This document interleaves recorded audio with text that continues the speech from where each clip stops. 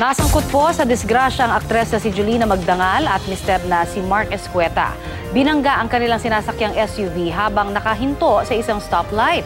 Balitang hatid ni Jay Sabale.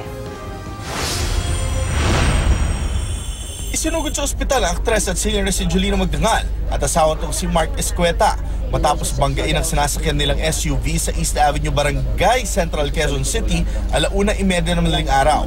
Kwento ng kanilang driver, nakahinto raw sila sa stoplight sa tapat ng Philippine Heart Center nang biglang may bumangga sa kanilang likuran. Sa lakas ng impact, wasak ang likuran ng SUV habang wasak naman ang harapan ng van. Kasi man po yata may konting kuwan sa ulo kaya pinacheck na rin. Baka po natalsik ka ng bubog galing sa likod eh. Wasak ang harapan at masag ang windshield ng bumanggang van.